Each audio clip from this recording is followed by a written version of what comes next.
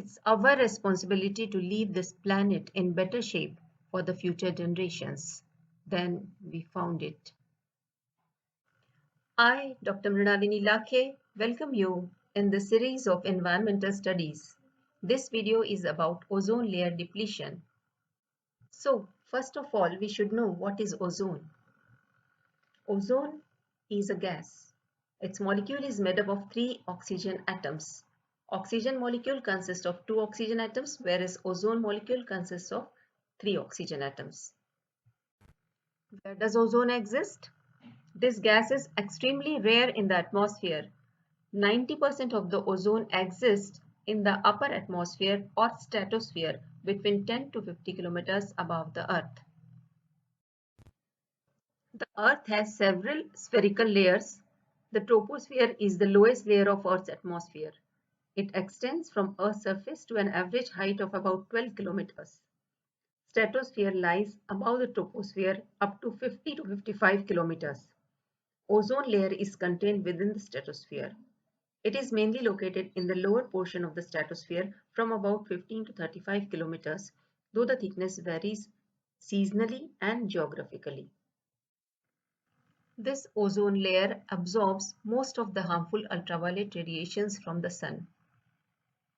The ozone shield is thus essential to protect life. The ozone layer was discovered by French physicists Charles Fabry and Henry Wilson in 1913. Ozone layer depletion means thinning of this ozone layer in stratosphere. In the early 1950s, scientists noticed that the ozone layer over the Antarctic was weakening. They observed human activities to be disrupting the ozone balance. Chlorofluorocarbons are mainly responsible for ozone depletion or thinning of ozone layer. CFC are destroying the ozone molecules in the ozone layer. In the 1970s, scientists discovered that when CFC finally break apart the atmosphere and release chlorine atom, they cause ozone depletion. Chlorofluorocarbons are used in refrigerants and aerosol propellants. Bromine atoms released by halogens have the same effect. Halogens are used in fire extinguisher. These are called ozone depleting substances. Depleting the ozone layer allows more UV to reach the earth. The result would be an increase in skin cancers, eye cataracts, weakened immune systems, reduced plant yields, damage to ocean ecosystems, reduced fishing yields, and adverse effect on animals. Intergovernmental negotiation for international agreement on the issue of ozone depletion began in the year 1981. In March 1985, a world-class conference for the preservation of the ozone layer took place in Vienna. It provided frameworks for international reduction in the production of chlorofluorocarbon. The Vienna Convention encouraged intergovernmental cooperation on research related to ozone conservation, systematic monitoring of ozone layer, monitoring of chlorofluorocarbon production, and exchange of information. The Montreal Protocol is an international treaty designed to protect the ozone layer. The discovery of the ozone hole shocked the world. It is regarded as one of the major environmental disasters of the 20th century.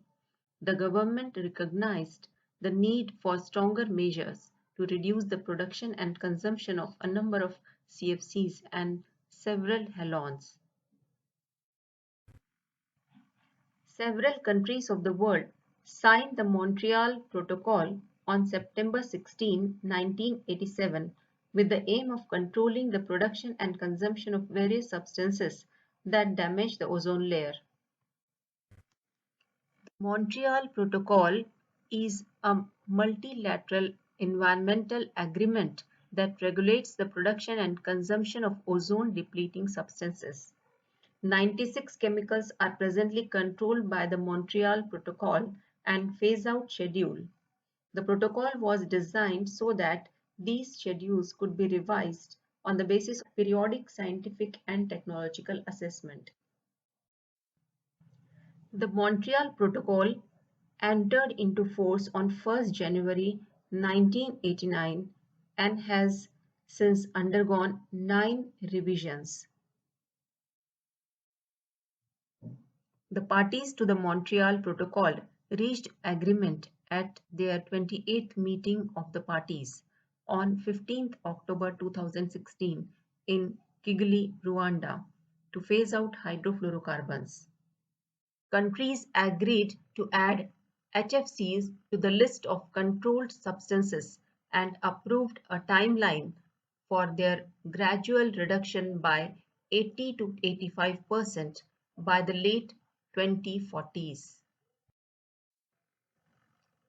This protocol has been signed by 196 nations and the European Union.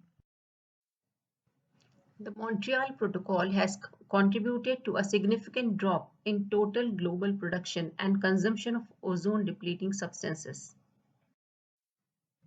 It has also generated climate benefits, as some of these substances are greenhouse gases too. As a result, the ozone hole in Antarctica is slowly recovering. Ozone layer depletion occurs globally, but the severe depletion of the ozone layer over the Antarctic is often referred to as the ozone hole. Increased depletion has recently started occurring over the Arctic as well. The ozone hole is not technically a hole where no ozone is present, but it is actually a region of exceptionally depleted ozone in the stratosphere over the Antarctic. The ozone hole is the region over Antarctica with total ozone of 220 Dobson units or lower. The Dobson unit is the most common unit for measuring ozone concentration. 1 Dobson unit is the number of molecules of ozone that would be required to create a layer of pure ozone, 0.01 millimeters thick, at a temperature of 0 degrees centigrade and a pressure of 1 atmosphere, the air pressure at the surface of the Earth. Over the Earth's surface, the ozone layer's average thickness is about 300 Dobson units, or a layer that is 3 millimeters thick. Expressed another way, a column of air with an ozone concentration of 1 Dobson unit would contain about 2.69 into 10 to the power of 16 ozone molecules, or every square centimeter of area at the base of the column. When was the ozone hole discovered? May 16, 1985. In the scientific journal Nature on May 16, 1985, 3 scientists from the British Antarctic Survey announced their detection of abnormally low levels of ozone over the South Pole. International Day for the Preservation of the Ozone Layer is observed on September 16 every year. So this is the World Ozone Day.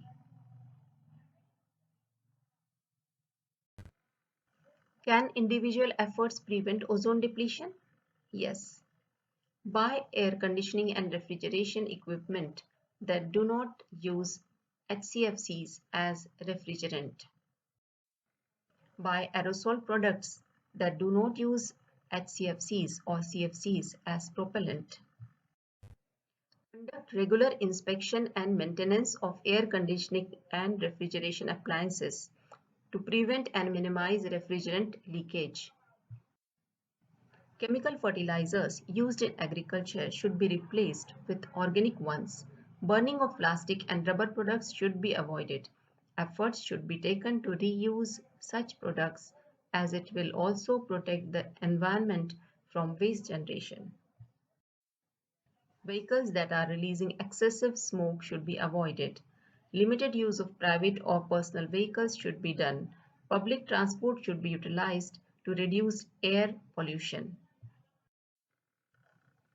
Environmental studies help us understand the importance of our environment and teaches us to use natural resources more efficiently and to include a sustainable way of living. So, thanks for watching the video.